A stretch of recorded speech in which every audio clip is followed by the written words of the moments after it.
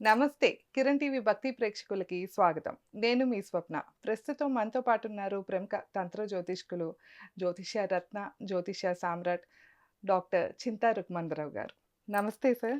మాతృదేవో భవ, పితృదేవో భవ, ఆచార్య దేవో భవ. ఓం నమో మాందీశ్వరాయ నమః. అందరూ బాగుండాలి, అందరికీ మంచి జరగాలి. సంతోషం సార్. అదేంతో. ఎలా ఉన్నారు సార్? బాగున్నాను మేడం, మీరు బాగున్నారా? బాగున్నాను సార్. సార్ మనకొచ్చేసి జూలై 27వ తారీఖు నుండి డిసెంబర్ 10వ తారీఖు వరకు శని వక్రగతి అయితే జరుగుతుంది. దానివల్ల ఏ రాశుల వారికి ఎలాంటి ప్రభావం ఉంటుంది? ఏవైనా చెడు ప్రభావాలు ఉంటే కనుక పరిహారం తప్పకుండా ఉంటుంది కదా! ఈ విషయాలన్నీ తెలియజేస్తారా? శనిగ్రహము సంవత్సరంలో ఒక 4-5 నెలల వరకు హ్మ్. వక్రగతిలోకి వస్తుంది. అంటే సూర్యగ్రహానికి హ్మ్. 5-9 రాసులకు మధ్యలోకి వచ్చిన గ్రహాలు వక్రగతిని పొందుతాయి. హ్మ్. గురువు, శని, కుజుడు, శుక్రుడు. శుక్రుడు, బుధుడు రవిగ్రహం వెనకనే ఉంటారు. హ్మ్. ముఖ్యంగా ఈ కుజుడు, గురువు, శని, తర్వాత ఈ 3 గ్రహాలు. ఓకే. ఆ! ఐదవ సూర్యుడి నుంచి 5వ రాశి నుంచి 9వ రాశి మధ్యలో హ్మ్. వచ్చినప్పుడు వక్రగతిని పొందుతాయి. ఓకే. అంటే ఇప్పుడు శనేశ్వరుడు వక్రగతిని పొందుతున్నాడు. మీరన్నట్టు హ్మ్. ఇప్పుడు ఈ మంత్ 27 నుంచి హ్మ్. డిసెంబరు 10 10వ వరకు. తారీఖు. హ్మ్. ఇప్పుడు శని వక్రం పొందుతున్నప్పుడు అందరూ ఏమనుకుంటారు? చెడు ఫలితాలుంటాయి. ఆయన వక్రించేస్తున్నాడు అనుకుంటారు. అవును. దీనివల్ల మంచి జరిగే వాళ్ళు ఉన్నారు.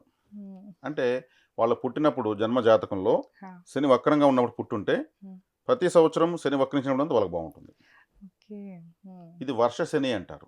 అదే. వర్ష శని అంటే శనేశ్వరుడు వీళ్ళు పుట్టినప్పుడు ఏమైనాడు? వర్షం అంటే సంవత్సరము. వీళ్ళు అవును. పుట్టిన సంవత్సరము వక్రంలో ఉన్నాడు. హ్మ్. గోచారంలో ఆయన వక్రించినప్పుడంతా వీళ్ళకి బెనిఫిట్ ఇస్తూ ఉంటాడు. ఓకే. గురువు ఎవరికైతే బై బర్త్ వక్రించి ఉండగా పుడతారో హ్మ్. గురువు ప్రతి సంవత్సరము వక్రించినప్పుడంతా వాళ్ళకి బాగుంటుంది. ఓకే. సేమ్ హ్మ్. అదే స్థితిలోకి వస్తుంది కదా అసలు ప్లానెట్. విడిగా వక్రగతి అంటే ఆ టైంలో అంటే ఆ టైం అని కాదు. జనరల్‌గా ఎలా ఉంటది సార్? ఆ టైంలో పుట్టారనుకోండి వాళ్ళు. వక్రగతిలో పుట్టారు. అంటే వాళ్ళకి విడిగా లైఫ్ ఎలా ఉంటదంటారు? అంటే శని అంటే కర్మకారకుడు. హ్మ్. కర్మ అంటే ఏం పని. హ్మ్. శని అంటే నడక. శని అంటే ఆయన ఆయుధం చీపురు. ఈ కర్మకారకుడు కాబట్టి మనం చేసే ప్రతి ఒక్కటి శనేశ్వరుడే. ఓకే. అంటే ఎవరైనా చనిపోతే వాళ్ళ కర్మ తీరింది అంటారు. హ్మ్. అంటే ఇంక అతను చేయడానికి ఏ పని లేదు హ్మ్. అంటారు. ఓకే. కర్మ తీరే వరకు మనం బతికి ఉండవలసిందే అని. అంటే హ్మ్. ఆయుష్‌ను తీరే వరకు అని అర్థం. హ్మ్. ఆయుష్కారకుడు కూడా ఆయనే. కాబట్టి ఆయన వక్రించాడు. హ్మ్. పరిస్థితి ఏంటి?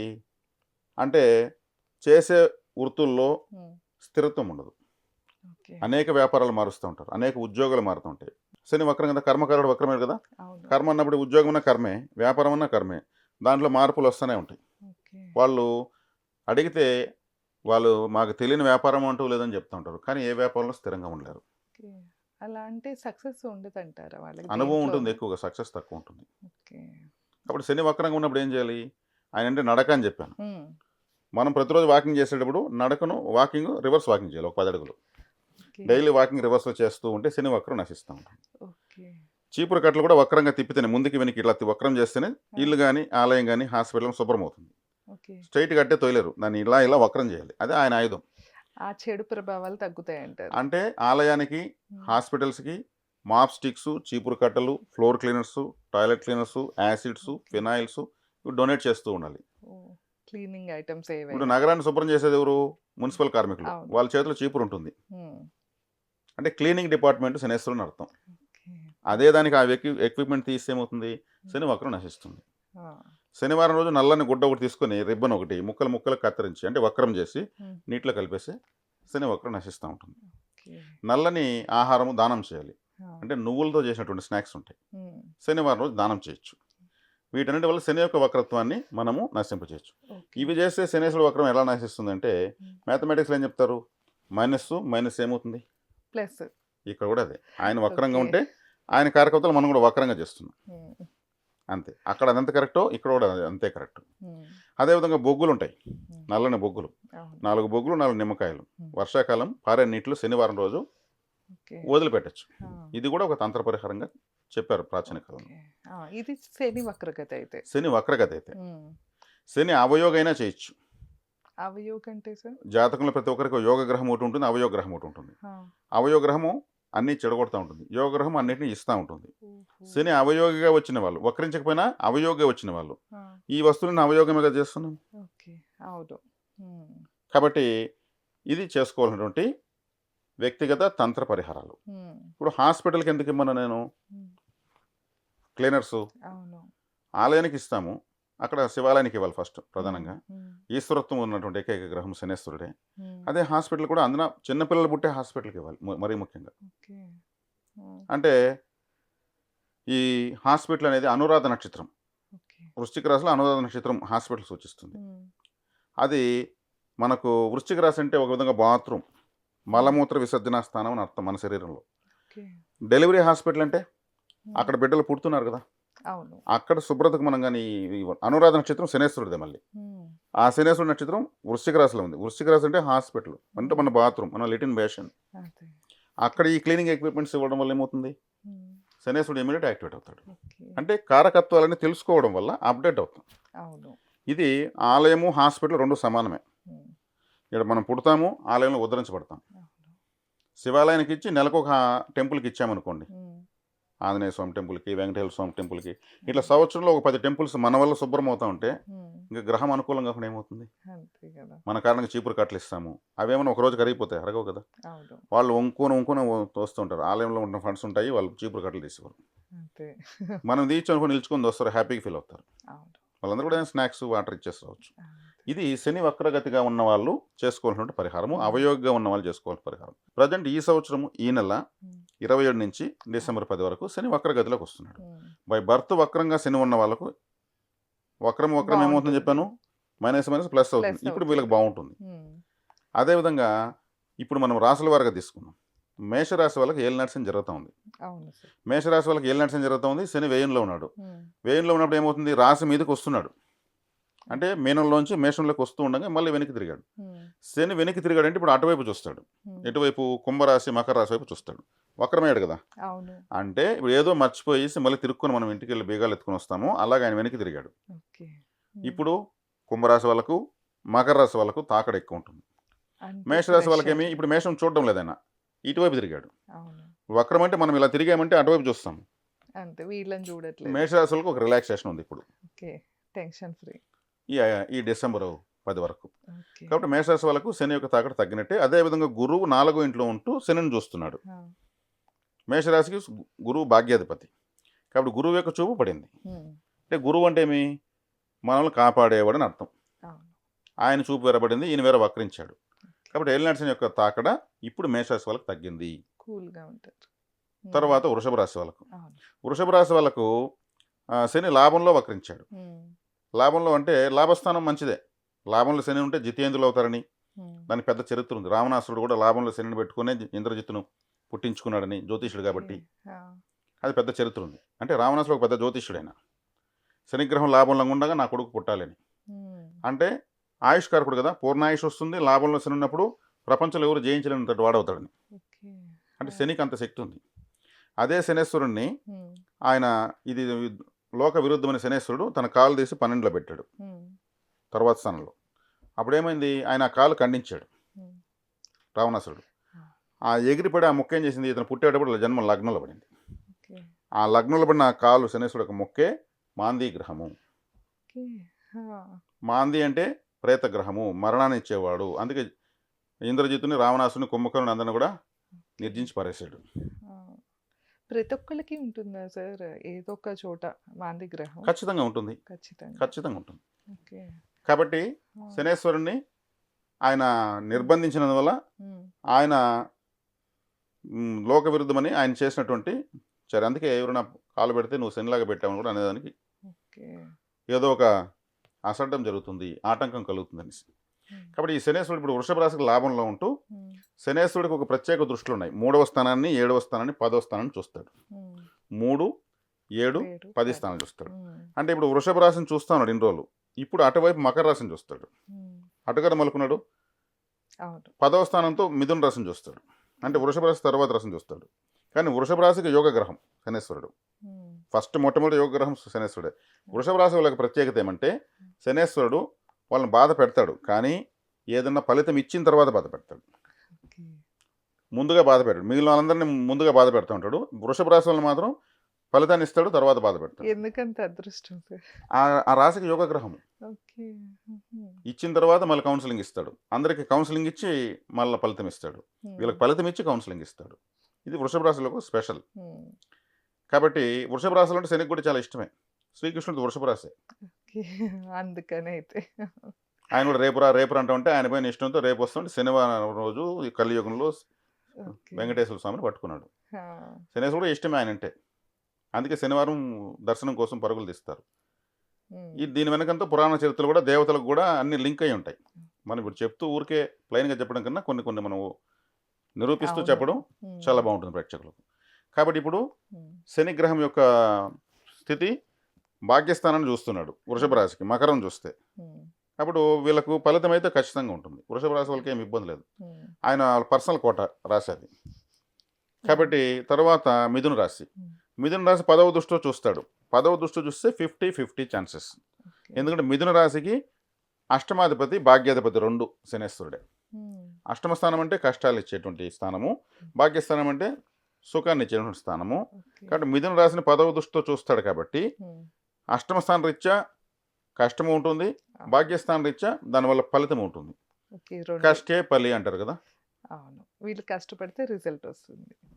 కష్టాన్ని ఇస్తాడు, ఫలితాన్ని ఇస్తాడు. దానివల్ల సాటిస్ఫైడ్ ఉంటుంది. ఆ! జీవితంలో ఏదైనా గాని సులభంగా వస్తే ఏది దక్కదు. తెలియదు దాని దాన్ని సంతోషం. నిలబెట్టుకోవాలంటారు కదా! హ్మ్. అలా కాకుండా మిథున రాశి వాళ్ళకు దాని హ్మ్. యొక్క విలువ తెలియజేసి ఇస్తాడు. దాన్ని కాపాడుకుంటారు. కాబట్టి మిథున రాశి వాళ్ళకి బాగున్నట్లే. బావుంది. ఇక కర్కాటకం. కర్కాటక రాశి వాళ్ళకు. కర్కాటక రాశి వాళ్ళకు భాగ్యంలో హ్మ్. వక్రించాడు 9వ స్థానంలో. ఓకే. 9వ స్థానంలో వక్రించి 7వ స్థానం చూస్తున్నాడు ఇప్పుడు. హ్మ్. 7వ స్థానం చూసినప్పుడు ఏమవుతుంది? శని అంటే ఆలస్యము అని అర్థం. ఓకే. పనులు ఆలస్యం అవుతాయి. ఆలస్యము అంటే ఏదైనా ఆలస్యం అయిపోతున్నాయంటే శని అని అర్థం. హ్మ్. ఇప్పుడు ఉదాహరణకు ఎవరికైనా జాతకంలో 7వ ఇంట్లో శని ఉంటే హ్మ్. వాళ్ళకి ఇంక పెండ్లి పెళ్ళవ్వదు. Late marriage. Late marriage. Okay. ఒకప్పుడు 7 సంవత్సరాల అమ్మాయికి 11 సంవత్సరాల అబ్బాయికి పెళ్లి చేస్తాం రోజులున్నాయి బాల్య వివాహాలు. అవును. ఈరోజు 40 సంవత్సరాలు వచ్చినా పెళ్లిలు కావడం లేదు. అవును. హ్మ్. లేట్ ఇంకా మ్యారేజెస్. కొంతమంది అసలు పెళ్ళే చేసుకోవట్లేదు. శని 7వ ఇంట్లో ఉండడము, 7వ స్థానం ఓకే. చూడడము, 7వ స్థానాధిపతి కలిసి ఉండడము, అలా హ్మ్. దానివల్ల ఆలస్యం అయిపోతుంది. హుహు. ఆ శని అంటే ఒక బ్లాక్ అటు చీకటి. హ్మ్. వీళ్ళకి వశీకరం ఉండదు. ఓకే. ఆకర్షణ శక్తి ఉండదు. హ్మ్. కాబట్టి ఎవరు ఏ అమ్మాయి ఇష్టపడదు. ఓకే. ఇట్లుంటుంది. కాబట్టి ఇప్పుడు 7వ స్థానం చూస్తున్నాడు కర్కాటక రాశికి. హ్మ్. 7వ స్థానం చూసినప్పుడు ఏమవుతుంది? అన్ని పనులు ఆలస్యం అవుతాయి. ఆలస్యం అవుతాయి. హ్మ్. కానీ గురువు యొక్క చూపు ఉంది కాబట్టి 7వ స్థానానికి ఆలస్యం అవుతూ ఒక 2-3 టైమ్స్ ట్రై చేసిన వీళ్ళకి పనులు అవుతూ వస్తాయి. ఓకే. గురువు కర్కాటకంలో ఉన్నాడు కదా! ఆయన కూడా 7వ స్థానం చూస్తున్నాడు. ఈయన ఆలస్యం చేస్తే ఆయన ముందు పని కానిస్తాడు. ఓకే. హ్మ్. నువ్వు ఆలస్యం చేస్తే నేను ఇస్తాను అంటాడు గురువు. గురువు కర్కాటకంలోనే ఉన్నాడు. కాబట్టి వీళ్ళకు కాంపిటీషన్ ఉంటుంది. వీళ్ళ ప్రయత్నం అనేది హ్మ్. ఆపకుండా సరైన విధంగా చేస్తూ ఉండాలి. పెట్టాలి. హ్మ్. ఇది కర్కాటక రాశుల యొక్క స్థితి. హ్మ్. సింహరాశి. సింహరాశికి అష్టమ శని. అష్టమంలో శని వక్రించాడు. హ్మ్. అంటే అష్టమంలో శని ఉండడమే మొట్టమొదట మంచిది కాదు. ఆ! మనం మామూలుగా ఏదైనా డబ్బులు లెక్క పెట్టించేటప్పుడు 8 వస్తే హ్మ్. ఇవ్వరు. ₹1 తగ్గించని ఇస్తారు. లేదా ₹1 ఎక్కువనే ఇస్తారు. ఓకే. అష్టమం ఉండకూడదు అని. ఓకే. హ్మ్. ఇప్పుడు ₹80 వస్తే 81 ఇస్తారు. లేదా 79 ఇస్తారు. హ్మ్. చివరిలో 8 వస్తే కొంచెం అటు ఇటు స్టెప్ వేస్తారు. అట్లా అష్టమంలో శని ఉన్నాడు. ఆ! అష్టమంలో మంచిది కాదు. కానీ అష్టమస్థంలో ఉన్న శనేశ్వరుని గురువు చూస్తున్నాడు. హ్మ్. ఇక్కడ ప్రధానంగా గురువు చూపు అందరిని కాపాడుతా ఉంది. కానీ ఈయన ఏం చేస్తాడు? వక్రించాడు. వక్రించడం మంచిదే.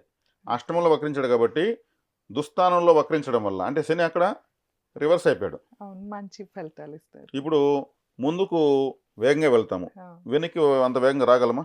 ఒక రాలేదు. కారే తీసుకుంటే రివర్స్ వచ్చేటప్పుడు స్లోగా వస్తారు. స్లోగా వస్తారు. హ్మ్. సేమ్ శని కూడా స్లోగానే అంటే ఆ రివర్స్ అయిపోయాడు కాబట్టి హ్మ్. కర్కాటక రాశి వాళ్ళకు ఇబ్బంది పడాల్సిన అవసరం లేదు. సింహరాశి వారికి. సింహరాశి వాళ్ళకు. హ్మ్. సింహరాశి కరెక్టే హ్మ్. చెప్పారు. హ్మ్. తర్వాత కన్యా రాశి. కన్యారాశి. హ్మ్. కన్యారాశి వాళ్ళకు సప్తమ స్థానంలో వక్రించాడు. సప్తమంలో శని ఉంటే హ్మ్. వశీకరం ఉండదని చెప్పాను కదా! అవును. ఇప్పుడు సప్తమంలో శని వక్రించాడు. ఆయన ఏం చేశాడు? అక్కడ వక్రించాడు కాబట్టి హ్మ్. వీళ్ళకి మంచిదే. ఓకే. హుహు. సప్తమ స్థానంలో శని ఉన్నప్పుడు నేరుగా చూస్తాడు. ఇప్పుడు ఆయన ఏం చేశాడు? వక్రమయ్యాడు కాబట్టి ఈ సమయంలో వీళ్ళకి శుభకార్యాలు చేసుకోవడానికి మంచి ఓకే. సమయం. హ్మ్. లాభంలో గురువు ఉన్నాడు. సప్తమంలో శని వక్రించాడు. ఈ టైంలో వీళ్ళకు శుభకార్యాలు చేసుకోవడానికి అవకాశం ఎక్కువ ఉంటుంది. ఓకే. హ్మ్. తులారాశి వాళ్ళకు. తులారాశి. తులారాశి వాళ్ళకి 6వ ఇంట్లో వక్రించాడు. 6వ ఇంట్లో వక్రించి 4వ స్థానం చూస్తున్నాడు. హ్మ్. అంటే వీళ్ళ ఊర్లో, వీళ్ళ సొంత గ్రామంలో హ్మ్. వీళ్ళ తులారాశికి కూడా శనేశ్వరుడు ఫేవరెట్ ప్లానెటే. ఓకే. ఎందుకంటే తులారాశిలో శని ఉచ్చస్థితి పొందుతాడు. హ్మ్. హ్మ్.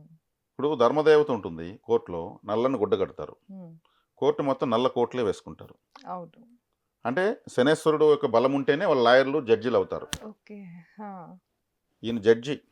శనేశ్వరుడు అంటే డైరెక్ట్ జడ్జి కావాలన్నా, లాయర్ కావాలన్నా చట్టంలోకి ఎంటర్ అవ్వాలన్నా శని బలం ఉంటే వాళ్ళు అయిపోతారు. అంతే. ఎందుకంటే జడ్జీలు, బ్యాలెన్స్ లాయర్లు, కదా! పెద్ద పెద్ద లాయర్లు ఉంటారు. ఆ! వాళ్ళ ఒక గంటకు 10,00,000 తీసుకుంటారు లాయర్లు ఉంటారు కదా! వాళ్ళు అవును. శని బలంగా ఉంటాడు.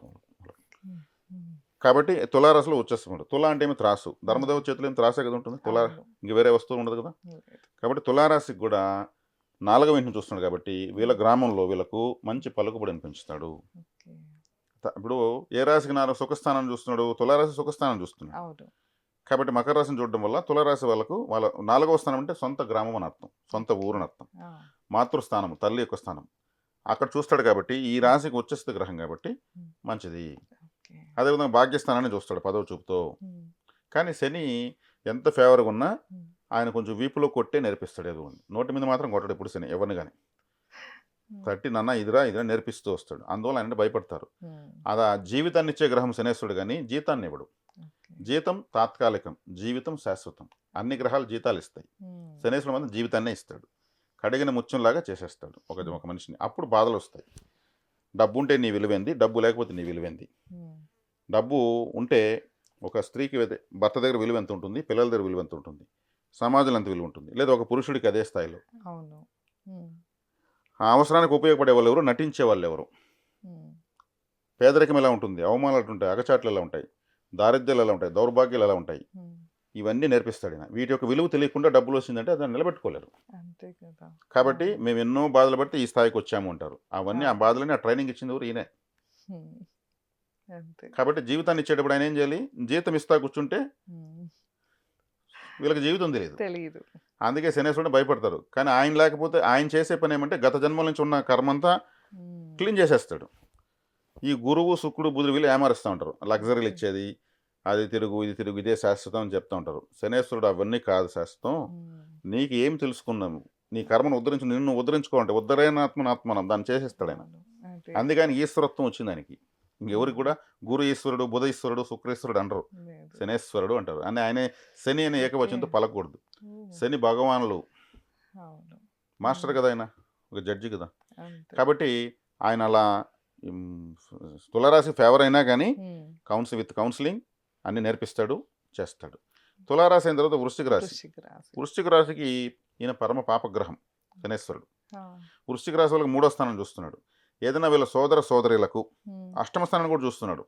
అష్టమ స్థానాన్ని తృతీయ స్థానం చూస్తున్నాడు. హ్మ్. 3వ స్థానం అంటే సోదర సోదరీలు వీళ్ళు హ్మ్. చేసే ప్రయత్నాలు, హ్మ్. కమ్యూనికేషన్స్. ఇప్పుడు హ్మ్. ఏదన్నా పోతే పోతే దారపోసుకున్నారు అనుకోండి, హ్మ్. ఎట్లా దారపోసుకుంటాం? చేతులు దగ్గర దారపోసుకుంటాం. 3వ స్థానం అంటే చేతులు అని అర్థం. ఓకే. ఈ వీళ్ళ చేతుల్లో ఫోన్లు జారిపడిపోతుంటాయి, ఓహ్! రింగ్స్ జారిపోతుంటాయి, ఆ! ఇంకేదో ఇంటి కీసు జారిపడిపోతుంటాయి. ఇట్లా పోయే వాళ్ళని 3వ స్థానం వీక్గా ఉండేవాళ్ళని అర్థం. ఓకే. పోగొట్టుకుంటా ఉంటారు ఏదో ఒకటి. హ్మ్. 3వ స్థానం అంటే బ్రదర్స్ అండ్ సిస్టర్స్ వాళ్ళతో గొడవలు ఉండడము లేదు, హుహు. వాళ్ళకు కష్టాలు రావడం లాంటివి జరుగుతుంటాయి. ఇప్పుడు అష్టమ ఓకే. స్థానం కూడా చూస్తున్నాడు శనేశ్వరుడు కాబట్టి హ్మ్. ఇప్పుడు వృశ్చిక రాశి వాళ్ళు కేర్ఫుల్గా ఉండాలి. ఓకే. అష్టమ స్థానం అంటే ఒక జల్లెలు లాంటిది. జల్లెలు ఎన్ని నీళ్ళు పోసినా నిలవు కదా! అవును. హ్మ్. ఏం పోసినా నిలవు. అదే ఆ స్థానం చూస్తున్నాడు కాబట్టి హ్మ్. కేర్ఫుల్గా ఉండాలి. కానీ వచ్చిన సమస్య అంతా సంవత్సరం బెనిఫిట్ అంతా ఏంటంటే గురువు వృశ్చిక రాశిని చూడడం ప్లస్ శనిని చూడడం 2 ప్లస్ పాయింట్ అయినాయి. ఓకే. హ్మ్. గురువు యొక్క చూపు అనేది వీళ్ళకి శ్రీరామ రక్ష. ఎవరికైనా కానీ 12 రాశులకు. కానీ హ్మ్. వక్రత్వం గురించి మనం ప్రత్యేకంగా చెప్తున్నావు గనుక. వివరణాత్మకంగా వివరణ ఇస్తున్నాం హ్మ్. కాబట్టి. హ్మ్. ఇలా ఉంటుంది కాబట్టి శని యొక్క వక్రత్వం అనేది వీళ్ళకు బ్రదర్స్ అండ్ సిస్టర్స్‌కి హ్మ్. ముఖ్యంగా వీళ్ళు కొంచెం కేర్‌ఫుల్‌గా ఉండాలి. ఈ ఓకే. వృశ్చిక రాశి వాళ్ళ యొక్క బ్రదర్స్ అండ్ సిస్టర్స్ హ్మ్. శని చూస్తున్నాడు. హ్మ్. వీళ్ళకి శని 3వ స్థానం చూస్తే వాళ్ళ బ్రదర్స్‌కి ఇబ్బంది అని అర్థం. వీళ్ళు చేసే ప్రయత్నాలు ఆలస్యంగా ఉంటాయి. అవును. మళ్ళీ మళ్ళీ తిరగాల్సొస్తుంది. హ్మ్. ఇక ధనుసు రాశి వాళ్ళకు. హ్మ్. ధనుసు రాశి వాళ్ళకి అర్ధాష్టమ శని నడుస్తుంది. అర్ధాష్టమ శనిలో శని వక్రమైనడు కాబట్టి అర్ధాష్టమ శని పనిచేయదు. ఓకే. ఆ! రిలీఫే. ద్వితీయాన్ని చూస్తాడు. హ్మ్. ద్వితీయాన్ని చూసినప్పుడు ఏమవుతుంది? హ్మ్. శని గురువు చూపు తీసుకొని ద్వితీయాన్ని చూస్తున్నాడు. కొంచెం శ్రమతో కూడుకున్న ఆదాయం ఉంటుంది. ఓకే. హ్మ్. రెండో స్థానం అంటే ఆదాయం, డబ్బులు, ధనస్థానం, హ్మ్. కుటుంబ స్థానం. ఆ! ఇంట్లో ఏదన్నా ఎవరికైనా అనారోగ్యం చేసేదానికి అవకాశం ఉంటుంది. దానివల్ల ఖర్చు లేదానికి అవకాశం ఉంటుంది. హ్మ్. ధనుసు రాశికి కూడా మంచివాడు కాదు. ఓకే. కాబట్టి కొంత ఖర్చులు పెట్టిస్తాడు. తర్వాత మకర రాశి. ఆ! మకర రాశి వాళ్ళకు శనేశ్వరుడు ఈ మధ్యన ఏలినాటి శనికి వదిలేశాడు. అదే. సొంత రాశి. బాగా క్రష్ అయిపోయారు వాళ్ళు. అవును. కానీ ఇప్పుడు ఏదో మళ్ళీ తిరుక్కొని రెండో స్థానం వైపు వస్తున్నాడు. కాబట్టి మకర రాశి వాళ్ళకు హ్మ్. ఏలినాటి శని ప్రభావం ఈ 5 నెలలు డిసెంబర్ వరకు ఉన్నట్టే లెక్క. ఓకే. ఆయన మళ్ళీ రెండో స్థానాన్ని టచ్ చేస్తున్నాడు చూస్తున్నాడు కదా! అవును. డైరెక్ట్‌గా రాశిని చూస్తున్నాడు. అన్ని కొన్ని ఆలస్యం ఏదైనా అవకాశం ఉంటుంది. పనులు ఆలస్యం అవుతాయి. శని అంటే ఆలస్యం అని అర్థం. అంతే. కర్మ అంటే పని. ఉమ్, పనులు ఆలస్యం అవుతాయి. అదేవిధంగా కుంభరాశి. కుంభరాశి. కుంభరాశికి ఆల్రెడీ థర్డ్ ఫేజ్ నడుస్తూ ఉంది. హా, కుంభరాశి వాళ్ళు ఇప్పుడు మళ్ళీ రాశి వైపు వస్తున్నాడు కాబట్టి, రాశిలోనే రాహు ఉన్నాడు కాబట్టి, ఆ రాహు వైపుకి శని వస్తున్నాడు కాబట్టి, ఆ రాహు అంటే ఆశ, శని అంటే ఆలస్యం. వీళ్ళ ఆశలన్నీ ఆలస్యం అయిపోతాయి. ఉమ్, ఆశ అంటే ఏదైనా ఆశ అంటే ఆశ కూడా కాదు రాహు అంటే. ఉమ్, ఆశ, కోరిక, మోహము, వ్యామోహము ఇలా ఉంటాయి. ఉమ్, వ్యామోహం రాహు అంటే. ఓకే. ఏదైనా సరే సప్త సముద్రాల కవుతుల్లో నాకు కావాల్సిందే అనేటువంటిది వ్యామోహం. ఉమ్, ఆశపడి సరే లేకపోతే పోతుంది అనుకోవడం ఒక ఆశ. అవును. రాహు అంటే వ్యామోహం. ఆ వ్యామోహం వైపు ఆలస్యం అనే గ్రహం వస్తూ ఉందన్నమాట. హా, కాబట్టి ఇప్పుడు వీళ్ళు కొంచెం కేర్ఫుల్గానే ఉండాలి. ఓకే. ఇక మీనరాశి వాళ్ళకు ఉమ్, తాకడ ఎక్కువ ఉంటుంది. ఆ రాశిలో కదా వక్రమయ్యాడు. అవును. ఆ రాశిలో ఉన్న 3 నక్షత్రాలు కన్ఫ్యూజ్ అవుతాయి. వాళ్ళకి ఏలినాటి శని కూడా ఏలినాటి శని జన్మలో ఉన్నాడు శని. ఉంది. వాళ్ళ అవును. మదర్కి ముఖ్యంగా. ఎందుకంటే జన్మ రాశి. జన్మనిచ్చింది ఎవరు? ఓకే. తల్లే కదా. ఉమ్, తల్లికి అనారోగ్యం చేయడము, తల్లికి సంబంధించినటువంటి విషయాల్లో అన్కంఫర్ట్ ఉండడం జరుగుతుంది. ఓకే. ఇంతటికీ ఒక బెనిఫిట్ ఏమంటే గురువే చూస్తున్నాడు. ఏ రాశి వాళ్ళ 12 రాశులకు సంబంధించి శనేశ్వరం గురువు చూస్తున్నాడు. అవును. అయినా ఆలస్యాలైనా ఫలితం దక్కుతుంది గురువు యొక్క అంతే. చూపు వల్ల. ఉమ్, ఇప్పుడు శని వక్రమయ్యాడు కాబట్టి పరిహారం డైరెక్ట్గా శనికి ఏం చేసుకోవచ్చు అంటే నేను అవును. చెప్పినట్టు నడకను వక్రించి నడవడము, ఉమ్, నల్లని గుడ్డను వక్రం చేసి నీళ్ళ కలపడము, ఉమ్. బొగ్గులు నిమ్మకాయలు నీళ్ళ కలపడము, వక్రించి నడవటం ఒక్కసారి మళ్ళా చెప్తారు. అంటే వెనక్కి నడవడం, రివర్స్ వాకింగ్. ఇప్పుడు గుడికి వెళ్తున్నా ఎక్కడికి వెళ్తున్నా కూడా కాసేపు వెనక్కి ఒక 10 అడుగులు వేసి అంత మళ్ళీ అవసరం లేదు. ముందుకి ఇంట్లోనే కూడా కామెడీగా ఆ. స్కై వాకింగ్ లాగా ఇలా వెనక్కి నడవడం మంచిది. వెనక్కి కాసేపు నడిచి ముందుకు వెళ్ళాలి. మనం నడవమన్నాం కదని వాళ్ళు ఎక్కడుంటే అక్కడ నుంచి రాళ్ళు తట్టుకొని పడిపోయి పాపం అట్లా అదే కాదు. అదే. అందువల్ల ఇంట్లోనే కూడా నడవచ్చు. ఇంట్లో నడకంటే అయినా ఎక్కడైనా కూడా నడకే కాబట్టి కాసేపు వెనక్కి వెళ్ళి చేసుకో. ఈ పరిహారాలు చేసుకుంటూ ఉమ్, కాలభైరవారాధన చేయాలి. కాలభైరవ. కాలభైరవారాధన ఎందుకు చేయాలి? ఉమ్. శనేశ్వరుడు ఆయన శిష్యుడు. ఓకే. కాలభైరవుని శిష్యుడే శనేశ్వరుడు. ఓకే. కాలభైరవారాధన చేయడము, వీధి కుక్కలకు ఫుడ్ పెట్టడం. ఉమ్, వీధి కుక్కలు ఆయనకు కాలభైరవుడికి వాహనం. అప్పుడేమవుతుంది? కాలభైరవ ఆలయాలకు వెళ్ళాలంటే వెళ్ళలేం. కాలభైరవ అష్టకం 8 సార్లు చదువుకొని స్ట్రీట్ డాగ్స్ ఫుడ్ పెట్టామంటే మనం రికమెండేషన్కి వెళ్తున్నాం కాలభైరవ దగ్గరికి. ఉమ్, ఈయన కొంచెం చూసుకొని పోతాడు. ఓకే. ఇది ద్వాదశ రాశులకు శని వక్రగతిలో ఉండంగా ఉమ్, స్ట్రైట్గా వచ్చే ఫలితాలు, దానికి పరిహారం అవును. ఇది చేసుకుంటే చాలు. అంతే. తప్పకుండా సార్. సో విన్నారు కదా శని వక్రగతి. ముఖ్యంగా వక్రగతి అంటే ఏంటో కూడా మనం తెలుసుకుంటూ వచ్చాము. అలాగే ఏ రాశి వారు ఎలాంటి పరిహారం అయితే అందరికీ ఒకటే తెలియజేశారు. ఫలితాలు కూడా తెలుసుకున్నాం కదా. ఇంకా మీకు ఏమైనా సందేహాలు ఉన్నాయి, లేకపోతే ఎలాంటి సమస్యతో మీరు ఇబ్బంది పడుతున్నా ఒక్కసారి సార్ని సంప్రదించాలి అంటే స్క్రీన్ పైన స్క్రోల్ అయ్యే నెంబర్కి కాంటాక్ట్ అవ్వచ్చు. ధన్యవాదాలు.